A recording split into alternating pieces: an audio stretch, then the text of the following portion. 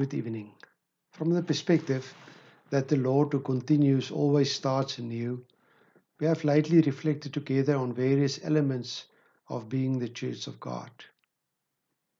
Thus, we are called to continue and to start anew to worship the Lord, to live in a community of believers, to grow in the Lord, and to be servable. The last element of being a church that we pay attention to is that we are called to proclaim the gospel. When was the last time you saw a missionary?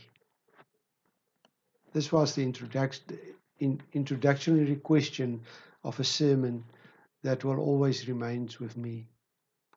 The answer this morning when I looked in the mirror. By this is meant that every believer, whether he is called to go out and to be a full-time missionary, or whether he is called to continue living in his ordinary living conditions, has the task of proclaiming the good news of salvation of Christ.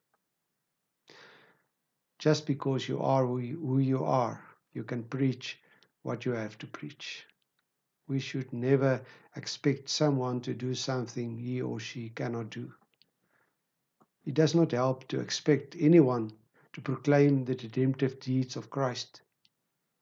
The common man cannot and he will not, even if you force him.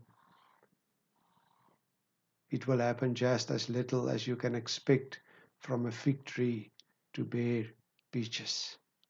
Now something drastic must happen to you before you can do that. You must first become part of the chosen people of God. You must first become part of the royal priesthood. You must first become part of the nation set apart for God. You must first be part of the people belonging to God.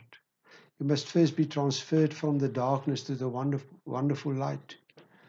You must first be a recipient of the mercy of God. These are the exact terms with which Peter described the changed status of his readers. They were unbelievers who were set apart by the Spirit and cleansed with the blood of Christ, and as a result lived as groups of believers in the then provinces of Pontus, Galatia, Cappadocia, Asia, and Bithynia. Their lives were drastically overturned, and this put them in a difficult position in their society. It made them stand out and caused a lot of suffering. They were considered aliens and strangers, without the rights and the privileges of citizenship. To encourage them to continue to preach the gospel they have heard, he now remembers them what their position and identity in Christ is.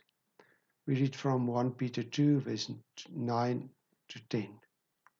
But you are a chosen people, a royal priesthood, a holy nation, a people belonging to God, that you may declare the praises of him who called you out of darkness into the wonderful light.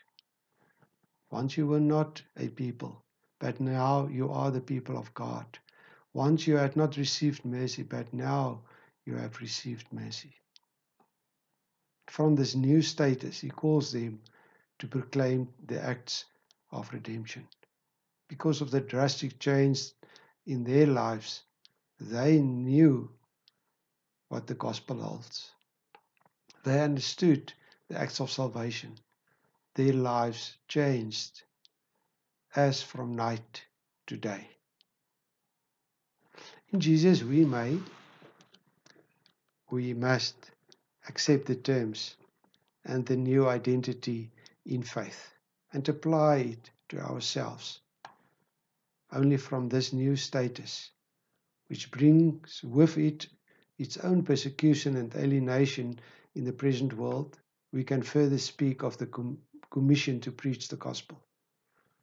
That is why I speak to you, only to you, dear chosen royal priest, you who are set apart by God and belong to him, you who have received the mercy of God. I only speak to you when I call you to proclaim the redemptive deeds of him who called you out of the darkness to the wonderful light. Good night.